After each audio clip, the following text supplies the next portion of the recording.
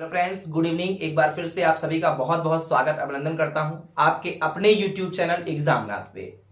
उम्मीद करता हूं आप सभी मस्त होंगे, जबरदस्त होंगे, जिंदाबाद होंगे। आज एसएससी सीएचएसएल 2024 से रिलेटेड एक और वीडियो में लेके आया हूं जो कि एडजेक्टिव से रिलेटेड है। जी हाँ, ये स्पॉट द एरर टॉपिक आपका जो है ये एसएससी के हर एग्जाम में पूछा जाता है और ये कह लीजिए जहां जहां पे इंग्लिश ग्रामर पूछी जाती है ये टॉपिक आपका पूछा ही जाता है, स्पॉट द एरर। तो यही टॉपिक का आज मैं जो है एडजेक्टिव क्लास लेके आया हूं और ये इंग्लिश ग्रामर एडजेक्टिव क्लास आप सभी देख सकते हैं। तो चलिए समय को वेस्ट नहीं करते और सीधे पॉइंट पे आते हैं और आज का देख लेते हैं कि एडजेक्टिव क्या होता है, कैसे होता है। देखिए, आप लोग अगर चैनल पे नए हो तो सब्सक्राइब कर लीजिएगा और वीडियो के अंत में अगर वीडियो अच्छी लगती है तो लाइक जरूर करिएगा। चलिए देखते हैं आज की वीडियो क्या है। तो adjective, at first try to understand what is adjective. जी हाँ फ्रेंड्स, एडजेक्टिव क्या होता है? तो एडजेक्टिव वे शब्द होते हैं ना जो नाउन का या प्रोनाउन की क्या करते हैं, जो विशेषता बताते हैं।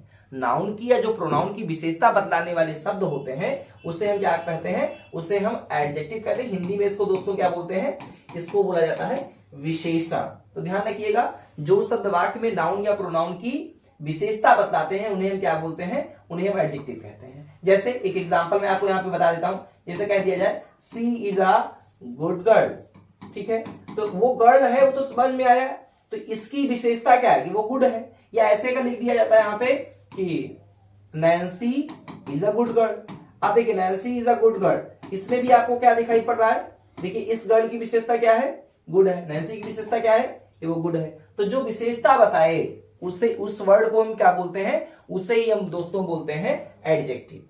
अब एडजेक्टिव कितने प्रकार के होते हैं, इनके कितने भेद होते हैं? तो दोस्तों एडजेक्टिव के दो भेद होते हैं। एक होता है डिस्क्रिप्टिव एडजेक्टिव, ठीक है, कौन सा होता है, डिस्क्रिप्टिव एडजेक्टिव्स। और एक होता है डिटर्मिनेटिव्स, और उसको डिटर्मिनर्स भी बोलते हैं। चलिए देख लेते हैं कि ये तो हमने जान गया कि दो भाग होते हैं। तो अब जो डिस्क्रिप्टिव एडजेक्टिव्स होता है, ये क्या होता है, कैसे होता है, इसकी परिभाषा क्या होती है, कैसे पहचानेंगे, बहुत सारी चीजें। तो जो डिस्क्रिप्टिव एडजेक्टिव्स होता है, डिस्क्रिप्टिव एडजेक्टिव्स किसी नाउन के रूप, रंग, आकार, प्रकार, गुण, दोष आदि का क्या करते हैं, आदि बताते हैं, आदि की विशेषता बताते हैं। यहाँ पे थोड़ा सा शब्द छूटा हुआ है, और उसका सामान्य वर्णन करते हैं। इस प्रकार ऐसे एडजेक्टिव्स वर्णनात्मक मतलब डिस्क्रिप्टिव होते हैं और ऐसे प्रश्नों का उत्तर देते हैं, कैसा रूप है, कैसा रंग है, कैसा आकार है। चलिए एग्जांपल्स कुछ जो है यहां पे डिस्क्रिप्टिव एडजेक्टिव्स का देख लेते हैं। का प्रयोग नाउन के पहले होता है और नाउन के बाद भी होता है। जैसे एग्जांपल के तौर पे देखिए, लिखा हुआ this is a white cap, this is a white cap. तो इस कैप की विशेषता क्या है, इस कैप की विशेषता है कि व्हाइट कलर की है। तो व्हाइट क्या हो गया, ये हमारा एडजेक्टिव वर्ड हो गया। देखिए ये एट्रीब्यूटिव यूज है, क्यों, क्योंकि ये नाउन से पहले एडजेक्टिव आ गया है। कैप आपका नाउन शब्द है और व्हाइट आपका एडजेक्टिव हो गया। जबकि इसी में कहा गया है कि जो डिस्क्रिप्टिव एडजेक्टिव्स होता है ये दो तरीके से होता है, एक होता है एट्रीब्यूटिव यूज, एक होता है प्रेडिक्टिव यूज। तो जो प्रेडिक्टिव यूज होता है उसमें नाउन के बाद एडजेक्टिव आता है। ध्यान से समझिए, जो आपका एट्रीब्यूटिव यूज होता है इसमें क्या होता है, इसमें एडजेक्टिव पहले आता है और उसके बाद नाउन शब्द आता है। जबकि प्रेडिक्टिव यूज जो होता है उसमें पहले क्या आता है, तो उसमें दोस्तों जो है पहले आता है आपका नाउन और आफ्टर दैट आपका आता है वर्ब। इतनी बात समझ में आई? बिल्कुल। एग्जांपल के तौर पे जैसे लिखा है this cap is white, this cap is white. तो आप देख सकते हैं कि ये क्या आया है, बाद में आया है, लास्ट में आया है। ऐसा जरूरी नहीं कि नाउन के बाद आए, हो सकता है हेल्पिंग वर्ब के बाद हो, मेन वर्ब के बाद हो, लेकिन लास्ट में आया। इसके बाद कोई नाउन नहीं होगा। अगर इसके बाद कोई नाउन होता तो क्या होता, तो फिर वो हमारा एट्रीब्यूटिव यूज होता। मतलब अगर एडजेक्टिव के जस्ट बाद कोई नाउन आ गया तो दोस्तों वो होता है एट्रीब्यूटिव यूज। और अगर नाउन के जस्ट बाद आपका एडजेक्टिव के बाद अगर कोई आपका नाउन नहीं आता है तो वो कंडीशन आपका कहलाता है प्रेडिक्टिव यूज। बात समझ में आ रही है? प्रेडिक्टिव और एट्रीब्यूटिव यूज क्या होता है, एट्रीब्यूटिव यूज में एडजेक्टिव के जस्ट बाद नाउन आता है, जबकि प्रेडिक्टिव यूज में आपका एडजेक्टिव के बाद जस्ट नाउन नहीं आता है। चलिए आगे देख लेते हैं। जो हमारा दूसरा भेद था एडजेक्टिव का वो था डिटर्मिनर्स, जिसको हम डिटर्मिनेटिव्स भी बोलते हैं। अब डिटर्मिनर्स क्या होता है, तो डिटर्मिनर्स, डिटर्मिनेटिव्स किसी नाउन की संख्या मतलब नंबर या मात्रा मतलब क्वांटिटी बताते हैं। जो डिटर्मिनर्स होते हैं वो क्या दिखाते हैं, वो नंबर दिखाते हैं या मात्रा मतलब क्वांटिटी दिखाते हैं। या किसी नाउन की ओर निश्चित रूप से संकेत करते हैं। इस प्रकार ऐसे शब्द किसी नाउन के क्षेत्र को सीमित या निर्धारित कर देते हैं और ऐसे प्रश्नों के उत्तर देते हैं कौन सा, कितना। चलिए, अभी नहीं समझ में आया होगा, नहीं समझ में आया तो एग्जांपल्स के थ्रू समझते हैं। जो डिटर्मिनेटिव्स होता है या डिटर्मिनर्स जिसको बोलते हैं, उसकी विशेषता होती है कि इनका प्रयोग नाउन के पहले होता है। जो हमारा डिटर्मिनेटिव्स या डिटर्मिनर्स जिसको बोलते हैं, इनका प्रयोग नाउन के पहले होता है। जैसे आई हैव ए कैप। अब देखिए ए क्या है, ए क्या है, इसने निर्धारित कर दिया कि कैप तो है, मेरे पास एक कैप है, लेकिन कितनी कैप है, एक कैप है। तो क्या कर रहा है ये, क्वांटिटी या मात्रा को ये क्या करता है, या संख्या को, नंबर को ये निर्धारित कर देता है, एक निश्चित कर देता है कि कितने। तो यहां पे क्या बताया गया, a cap, I like this cap, ये क्या बताया गया, निश्चित कर दिया गया कि कौन से कैप को पसंद करता है। तो दिस कैप मतलब यही वाला जो कैप है वो उसे ज्यादा पसंद आ रहा है। बात समझ में आए। और इनका प्रयोग नाउन के पहले होता है, मतलब एट्रीब्यूटिव यूज की तरह होता है। लेकिन जो हमारा वहां पे हमने पढ़ा, ये जो डिटर्मिनेटिव्स होता है, इसमें डायरेक्ट नाउन जो हमारे एडजेक्टिव वर्ड्स होते हैं वो कैसे होते हैं, वो क्वालिटी दिखाते हैं, क्वांटिटी दिखाते हैं, नंबर्स दिखाते हैं, चीजों को निर्धारित करते हैं। क्लियर है। आगे देख लेते हैं। इस प्रकार डिटर्मिनर का प्रयोग होने पर, ध्यान से देखिए, इस प्रकार डिटर्मिनर का प्रयोग होने पर यह सूचना मिलती है कि इसके बाद कोई ना कोई नाउन अवश्य आएगा। हमने पहले ही बताया आपको कि जब भी हमारा डिटर्मिनर्स होगा उसके जस्ट बाद क्या होता है, नाउन होता है, मतलब एट्रीब्यूटिव यूज की तरह इसका भी प्रयोग होता है। इससे यह स्पष्ट है कि नाउन के बिना डिटर्मिनर का प्रयोग हो ही नहीं सकता। देखिए, अगर नाउन नहीं है तो डिटर्मिनर का प्रयोग नहीं हो सकता है। क्यों? क्योंकि हमने बोला डिटर्मिनर के जस्ट बाद क्या आना चाहिए, डिटर्मिनर के जस्ट बाद आपका क्या आना चाहिए, आपका आना चाहिए नाउन। डिटर्मिनर का जस्ट बाद आना चाहिए आपका नाउन। तो अगर नाउन ही नहीं है तो डिटर्मिनर हो ही नहीं सकता। बात समझ में आ गई। अब देख लेते हैं कि एग्जाम्पल के तौर पे जैसे रेड, ब्लैक, सम, इंटेलिजेंट, फाइव, गुड, ठीक है, ये सब हमारी जो है एग्जाम्पल्स हो जाते हैं एडजेक्टिव्स के। इसके आगे बात कर लेते हैं काइंड्स ऑफ एडजेक्टिव। तो वो तो भेद था। अब प्रकार देख लेते हैं कि एडजेक्टिव के कितने प्रकार होते हैं। तो भैया पहला प्रकार होता है प्रॉपर एडजेक्टिव, जिसको हम व्यक्तिवाचक विशेषण कहते हैं। दूसरा होता है descriptive adjective, quantitative adjective, numeral adjective. ये देखिए आपके हिंदी यहाँ पे लिखा हुआ है, नोट करना चाहे मैं थोड़ा सा साइड हो जाता हूं, नोट भी स्क्रीनशॉट आप लोग ले सकते हैं। और आगे बढ़ते हैं तो पांचवा नंबर का हमारा प्रकार होता है डिमॉन्स्ट्रेटिव एडजेक्टिव। देख सकते हैं यहाँ पे डिस्ट्रीब्यूटिव एडजेक्टिव, पजेसिव एडजेक्टिव, ये देखने ही नहीं होना चाहिए यहाँ पे, emphasising adjective, interrogative adjective, exclamatory adjective. तो ये 10 प्रकार के, ऐसे प्रोनाउन के भी 10 प्रकार आपको मैंने बताए थे। यहाँ पे एडजेक्टिव के भी कितने प्रकार होते हैं, तो 10 प्रकार होता है, आपने यहाँ पे सीख लिया। अब बारी बारी से हम एक एक करके क्या करते हैं, 10 प्रकारों को सीखने का प्रयास करते हैं कि आखिर प्रॉपर एडजेक्टिव क्या है, इंट्रोगेटिव एडजेक्टिव क्या है, डिस्ट्रीब्यूटिव क्या, सारी चीजों को हमें क्लियर करने वाला हूं। तो व्यक्तिवाचक संज्ञा मतलब प्रॉपर नाउन से बने जो एडजेक्टिव्स होते हैं उनको प्रॉपर एडजेक्टिव्स कहलाते हैं। जैसे आपका Indian, Chinese, Japanese, English, Russian, Kashmiri, Rajasthani. They like French wine, they like French wine. अब देख सकते हैं कि यहाँ पे फ्रेंच क्या हो गया आपका, ये प्रॉपर एडजेक्टिव है। Hockey is an Indian game, Indian क्या है आपका, ये एक प्रॉपर एडजेक्टिव है। समझ में आया। चलिए आगे बात कर लेते हैं डिस्क्रिप्टिव एडजेक्टिव किसे कहते हैं, या उसको एडजेक्टिव्स ऑफ क्वालिटी भी बोला जाता है। तो जो एडजेक्टिव वाक्य में किसी नाउन के गुण, यह नहीं होना चाहिए, गुण या दोष, गुण या दोष, रूप या रंग, रूप, रंग, आकार, प्रकार इत्यादि का सामान्य वर्णन करता है। जैसे he is a tall boy, ये एट्रीब्यूटिव यूज है। एट्रीब्यूटिव यूज का मतलब ही हो गया कि एडजेक्टिव के जस्ट बाद क्या आएगा, नाउन आएगा। देखिए ये नाउन आपका है और ये आपका एडजेक्टिव है। जबकि प्रेडिक्टिव यूज में क्या होता है, इसके बाद कोई नाउन नहीं आता। देखिए यहाँ पे ब्लैक एडजेक्टिव है और इसके जस्ट बाद आपका कोई भी नाउन नहीं आता। ये कौन सा यूज हो जाता है, प्रेडिक्टिव यूज हो जाता है। तो जो डिस्क्रिप्टिव एडजेक्टिव होता है या एडजेक्टिव्स ऑफ क्वालिटी होता है, ये क्या करता है, ये गुण दोष दिखाता है, रूप रंग दिखाता है, आकार प्रकार, ये सामान्यतः वर्णन करता है। अब देखिए क्या कहा गया, लिखा गया he is a tall boy. तो इस बॉय की क्या विशेषता है, भैया वो टाल है, तो ये उसका रूप रंग तो है, आकारी प्रकार तो दिखाया जा रहा है कि वो उसका आकार कितना है, भैया लंबा है, टाल है। तो ये कौन सा एडजेक्टिव होगा, ये डिस्क्रिप्टिव एडजेक्टिव होगा। क्लियर हुआ। चलिए आगे बात कर लेते हैं।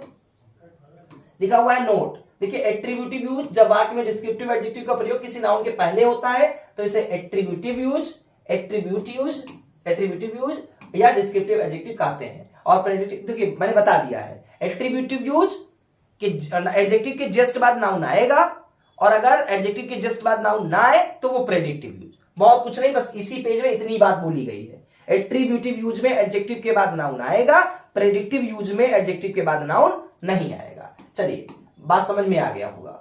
अब अगला पॉइंट है हमारा, तीसरा नंबर का जो एडजेक्टिव है वो है क्वांटिटिव एडजेक्टिव किसे कहते हैं। तो ऐसे एडजेक्टिव किसी वस्तु की मात्रा को इंगित करता है। ये क्या दिखाता है भैया, देखो क्वांटिटी से ही पता चल गया कि भैया इसमें मात्रा दिखाया जाएगा, तो ये मात्रा को इंगित करता है। और ऐसे एडजेक्टिव्स जो होते हैं इनको एडजेक्टिव्स ऑफ क्वांटिटी भी कहा जाता है। और जो क्वांटिटिव एडजेक्टिव के साथ साथ हम हमेशा मटेरियल नाउन का प्रयोग करते हैं। किसका? जो क्वांटिटिव एडजेक्टिव होगा तो उनके साथ कौन सा नाउन आता है, तो ये भी ध्यान रखिएगा, मटेरियल नाउन आता है। मटेरियल नाउन किसे कहते हैं? जो धातुओं से बनता है, जैसे आपका आयरन हो गया, सिल्वर हो गया, मिल्क हो गया, ठीक है, कर्ड हो गया, ये सभी वर्ड्स मटेरियल नाउन है। तो अब इस प्रकार के एडजेक्टिव्स कौन कौन से होते हैं भैया? Much, little, no, none, some, any, sufficient, all, whole, half, enough, a good deal of, a great deal of, ये सभी वर्ड्स आपके कौन से हैं? ये सभी आपके क्वांटिटिव एडजेक्टिव्स हैं, क्योंकि ये क्वांटिटी को, मात्रा को इंगित करते हैं। और इनके बाद हमेशा कौन सा नाउन आता है? तो मटेरियल नाउन का प्रयोग होता है क्वांटिटिव एडजेक्टिव के बाद। एग्जांपल के तौर पे देख लेते हैं। यहाँ पे आप देख सकते हैं the baby has drunk much milk. अब देखिए मिल्क कौन सा नाउन है? तो मिल्क आपका है मटेरियल नाउन। कौन सा नाउन है? मटेरियल नाउन है ये। और इससे पहले क्या आया है? मच आया है, तो मच आपका क्या हो जाएगा? यही आपका हो जाएगा भैया, क्योंकि क्वांटिटिव एडजेक्टिव ये क्यों हुआ? क्योंकि क्वांटिटी दिखा रहा है, मात्रा को बोध करा रहा है। मच मिल्क है। आई एट नो फ्रूट, देखिए फ्रूट क्या है? फ्रूट आपका मटेरियल, और ये क्या हो गया? नो है। नो कौन सा होगा भैया? जो समझ में आ गया। चलिए आगे बात कर लेते हैं। न्यूमरल एडजेक्टिव किसे कहते हैं? तो न्यूमरल एडजेक्टिव जो होते हैं, जिस एडजेक्टिव का प्रयोग वाक्य में संख्या का बोध कराए। देखिए क्वांटिटिव तब बोला गया जब क्वांटिटी, मात्रा की बोध कराया जा रहा था। अब न्यूमेरिकल का बोलेंगे जब संख्या का बोध हो, नंबर की बोध हो, जैसे। और जो न्यूमरल एडजेक्टिव का प्रयोग होता है वो काउंटेबल नाउन के साथ होता है, मतलब जिनको गिना जा सके। जो गणनावाचक संज्ञाएं होती हैं, काउंटेबल नाउन्स जो होते हैं, उन्हीं के साथ न्यूमरल एडजेक्टिव का प्रयोग करते हैं। कुछ एग्जांपल्स देखते हैं, ज्यादा क्लियर होगा। और ऐसे कौन कौन से एडजेक्टिव्स हैं? देखिए 1, 2, first, third, many, some, lot of, a good many, a number of, few, enough, all, some, no, ये सभी वर्ड्स आपके क्या है? ये ऐसे एडजेक्टिव्स हैं जो न्यूमेरिकल एडजेक्टिव होते हैं, क्योंकि ये संख्या का बोध कराते हैं। जैसे some girls are laughing, Mohan is the first boy in the class. अब देख रहे हैं यहाँ पे सम गर्ल्स लिखा है। क्या लिखा है? Some. Mohan is the first boy, इस बॉय की क्या है भैया? वो फर्स्ट है। तो ये क्या दिखाया जा रहा है? देखिए यहाँ पे फर्स्ट कहीं पे आपका आया भी है। कहां पे आया? ये देख सकते हैं। ये एडजेक्टिव्स ऐसे ही होते हैं। तो क्लियर हो गया ना? सम भी आपका आया है, ये देखिए सम आया हुआ है। ये एडजेक्टिव्स आपके न्यूमेरिकल एडजेक्टिव्स हो जाते हैं।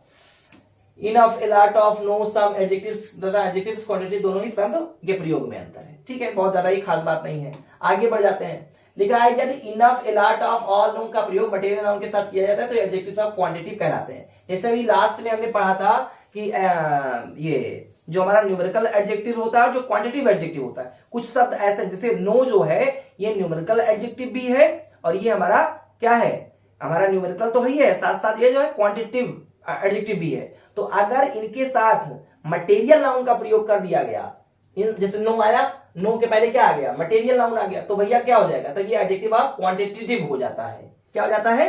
क्वांटिटी। और अगर काउंटेबल है, काउंटेबल नाउन से पहले आ गया है, तो ये आपका न्यूमेरिकल एडजेक्टिव हो जाता है। बात समझ में आया? इसको रिवाइज करना पड़ेगा, इतना आसान नहीं है दोस्तों। परंतु यदि वाक्य में इनका प्रयोग काउंटेबल नाउन के साथ होता है तो एडजेक्टिव्स ऑफ नंबर कहलाते हैं। ये मैंने आपको बता दिया। अब आगे बढ़ते हैं। नेक्स्ट हमारा जो प्रकार है वो है डेमोन्स्ट्रेटिव एडजेक्टिव। जो एडजेक्टिव अपने तुरंत बाद प्रयोग किए गए नाउन की ओर संकेत करते हैं उन्हें डेमोन्स्ट्रेटिव एडजेक्टिव कहते हैं। किसे क्या कहते हैं? एडजेक्टिव अपने तुरंत बाद प्रयोग किया जाने वाला जो नाउन होता है, किए गए नाउन की ओर जो संकेत करते हैं, उन्हें क्या बोलते हैं? डेमोन्स्ट्रेटिव एडजेक्टिव बोलते हैं। जैसे this, that, these, those, certain, other, such, any, are, ये सब हमारे वर्ड्स डेमोन्स्ट्रेटिव एडजेक्टिव के उदाहरण हैं। जैसे दिस हाउस, जैसे दिस हाउस इज गुड। अब कौन सा घर भैया? ये वाला घर। तो ये कौन सा हो गया? कौन सा एडजेक्टिव हो गया? दिस आपका हो जाता है डेमोन्स्ट्रेटिव एडजेक्टिव। जो एडजेक्टिव अपने तुरंत बाद प्रयोग किए गए, देखिए तुरंत बाद आया है, ये तुरंत बाद प्रयोग किए गए नाउन की ओर संकेत करते हैं। संकेत क्या किया जा रहा है कि भैया ये वाला घर, दोज ट्वाइस, ट्वाइस, लेकिन कौन से? Those twice. तो इसके जस्ट बाद देखिए आया है ये जस्ट बाद ट्वाइस भी नाउन है और हाउस भी आपका नाउन, और जस्ट बाद ये वर्ड्स आए और इनकी क्या कर रहा है? इनकी ओर संकेत करता है। तो ये सभी हमारे कौन से एडजेक्टिव सजाएंगे? तो डेमोन्स्ट्रेटिव एडजेक्टिव हो जाएगा। बात समझ में आया? नेक्स्ट हमारा है डिस्ट्रीब्यूटिव एडजेक्टिव। भैया डिस्ट्रीब्यूटिव एडजेक्टिव क्या होता है? जिस एडजेक्टिव का प्रयोग वाक्य में दो या दो से अधिक वस्तुओं या व्यक्तियों में से प्रत्येक या एक को नहीं का बोध कराने के लिए किया जाता है, उसे हम क्या बोलते हैं? उसे हम कहते हैं, एडजेक्टिव को हम डिस्ट्रीब्यूटिव एडजेक्टिव कहते हैं। और ये एडजेक्टिव कौन कौन से हैं? जैसे आपका ईच हो गया, आपका एवरी हो गया, आइदर हो गया, नाइदर हो गया, ये सभी आपके डिस्ट्रीब्यूटिव एडजेक्टिव्स हैं। जैसे each boy got a prize, मतलब इसमें क्या कहा गया है? दो या दो से अधिक वस्तुओं या व्यक्तियों में से प्रत्येक को कोई चीज मिले, किसी को ना मिले, एक को मिले, ऐसे का अगर बोध करा रहा है तो वो डिस्ट्रीब्यूटिव एडजेक्टिव हुआ। हमने कहा each boy got a prize, हर एक को एक पुरस्कार मिला, एक उपहार मिला। तो मिला इसका मतलब किसको मिला? सबको मिला। तो ईच क्या हो गया? डिस्ट्रीब्यूटिव एडजेक्टिव है। नाइदर स्टेटमेंट इज आइदर, बात समझे? मतलब यहां पे क्या होता है, या तो दो में से दोनों का होगा, या एक का होगा, या एक को नहीं का अगर बोध हो रहा है, ऐसे कंडीशन पे दोस्तों वहां पे डिस्ट्रीब्यूटिव एडजेक्टिव होता है। और ये होते हैं आपके ईच, एवरी, आइदर, नाइदर, याद रखिएगा। नोट देखिए क्या कुछ है। ईच का प्रयोग दो या दो से अधिक व्यक्तियों अथवा वस्तुओं में से प्रत्येक के अर्थ में किया जाता है, जबकि एवरी का प्रयोग दो से अधिक व्यक्तियों या वस्तुओं में से प्रत्येक के अर्थ में किया जाता है। आइदर का प्रयोग दो में से एक के अर्थ में किया जाता है, और आइदर का प्रयोग दो में से कोई नहीं के अर्थ में किया जाता है। इसको मैं अपने शब्दों में समझा देता हूं। देखिए जो ईच का प्रयोग होता है, दो हो और दो के दोनों की बात हो रही हो, मतलब दोनों की बात हो रही है, प्रत्येक की बात हो रही है, तो वहां पे ईच का प्रयोग करते हैं। लेकिन अगर दो से अधिक लोगों के बीच की बात हो रही है और उसमें यह कहा जा रहा है कि प्रत्येक लोग, तो फिर एवरी का प्रयोग करते हैं। ईच, एवरी में समझ में आया? देखा, ईच का प्रयोग दो या दो से अधिक व्यक्तियों अथवा वस्तुओं में से प्रत्येक के अर्थ में किया जाता है, जबकि एवरी का प्रयोग दो से अधिक व्यक्तियों के लिए होता है। देखिए ईच का प्रयोग दो के लिए भी हो सकता है, दो से अधिक के लिए भी हो सकता है, लेकिन एवरी शब्द जो है ये सिर्फ और सिर्फ दो से अधिक लोगों या दो अधिक वस्तुओं के लिए जो प्रत्येक शब्द का प्रयोग होता है उसके लिए एवरी का प्रयोग करते हैं। और आइदर का प्रयोग क्या करते हैं? दो में से एक का, दो है लेकिन दो में से एक की बातचीत होगी। और नाइदर में क्या होता है? दो में से दोनों की बात नहीं होती है। बात समझ में आया? आइदर नाइदर क्या है? चलिए आगे देख लेते हैं। अगला पॉइंट हमारा क्या है? फिर लिखा है ईच, एवरी, आइदर, नाइदर के बाद सिंगुलर नाउन अथवा सिंगुलर वर्ब का प्रयोग किया जाता है। ठीक है, इस पॉइंट को आप लोग नोट कर लीजिए। अगला आ जाता है पजेसिव एडजेक्टिव। ये स्वामित्व या अधिकार दर्शाते हैं, ये दर्शाते हैं, और लिखा होना चाहिए क्या है? दर्शाते हैं। ठीक है, पजेसिव केस के सभी नाउन और प्रोनाउन को पजेसिव एडजेक्टिव कहते हैं। देखिए पजेसिव केस के सभी नाउन प्रोनाउन को क्या बोलते हैं? पजेसिव एडजेक्टिव बोलते हैं। जैसे दिस इज योर का नीचे लिखा हुआ है, पजेसिव एडजेक्टिव के बाद हमेशा नाउन का प्रयोग किया जाता है। अगर पजेसिव एडजेक्टिव आया तो उसके जस्ट बाद नाउन होगा। यहां पे आया, जस्ट बाद आपका क्या आ गया? नाउन आ गया। Possessive adjective plus noun, possessive pronoun. ठीक है, बात समझ में आ गया? एम्फेसाइजिंग एडजेक्टिव, ये क्या होता है? जिस एडजेक्टिव का प्रयोग वाक्य में किसी नाउन पर विशेष दबाव डालने के लिए किया जाता है उस एडजेक्टिव को हम एम्फेसाइजिंग एडजेक्टिव कहते हैं। जैसे ये एडजेक्टिव कौन कौन से? Own, very, quite. जैसे this is his own book, this is his own book. अब बुक के पहले क्या है? ओन, तो कौन सा ये एडजेक्टिव हो जाएगा? एम्फेसाइजिंग एडजेक्टिव आपका हो जाएगा। फिर है हमारा 9 नंबर का जो एडजेक्टिव है वो है इंट्रोगेटिव एडजेक्टिव। जो एडजेक्टिव प्रश्न पूछने का कार्य करे। भैया इंट्रोगेटिव एडजेक्टिव है, प्रश्न ही पूछा जाने का लग रहा होगा, शब्द सही लग रहा है, उसे हम इंट्रोगेटिव एडजेक्टिव कहते हैं। जैसे व्हाट, हुज, व्हिच, वेयर, ये सब हमारे इंट्रोगेटिव एडजेक्टिव्स हैं। जैसे हुज हार्स इज दिस, तो देखिए हुज आया, कौन सा एडजेक्टिव होगा? इंट्रोगेटिव एडजेक्टिव होगा। विच पेन डू यू वांट, विच क्या होगा? इंट्रोगेटिव एडजेक्टिव आपका ये हो जाएगा, क्योंकि प्रश्न पूछने का काम किया जा रहा है। लास्ट है हमारा एक्सक्लेमेटरी एडजेक्टिव। किसे कहते हैं? जिस एडजेक्टिव का प्रयोग वाक्य में हृदय के भाव की विशेषता बतलाने के लिए किया जाता है उसे हम एक्सक्लेमेटरी एडजेक्टिव कहते हैं। मतलब हृदय की भाव या विशेषता बतलाने के लिए, भाव की विशेषता मतलब जो एक सडन फीलिंग्स होती हैं वो हमारी एक्सक्लेमेटरी एडजेक्टिव होता है। जैसे हमने कहा what an idea, what an idea, तो ये क्या है? ये हृदय के भावों की विशेषता को बताया जा रहा है कि भैया व्हाट एन आइडिया, क्या विचार है, क्या गजब का आइडिया है। ठीक है, तो समझ में आया? ये आपका था एडजेक्टिव लेक्चर। उम्मीद करता हूं कि आप सभी को ये वीडियो अच्छी लगी होगी। वीडियो अच्छी लगी हो तो लाइक करिएगा, और चैनल पे नए हो तो सब्सक्राइब जरूर कर लीजिएगा, क्योंकि आपको इसी तरीके से डेली जो है SSC CHSL, TGT PGT English के लिए, उत्तर प्रदेश पुलिस के लिए, जो अभी री एग्जाम होने वाला है उत्तर प्रदेश पुलिस कांस्टेबल का, उसके लिए भी, और साथ साथ आपको एसएससी सीएचएसएल की भी कंप्लीट वीडियोस पर डे उपलब्ध कराई जाती है। तो आप सभी वीडियो को लाइक करिए, सब्सक्राइब करिए और शेयर करना बिल्कुल मत भूलिएगा। बहुत बहुत धन्यवाद। Thanks for watching. जय हिंद दोस्तों।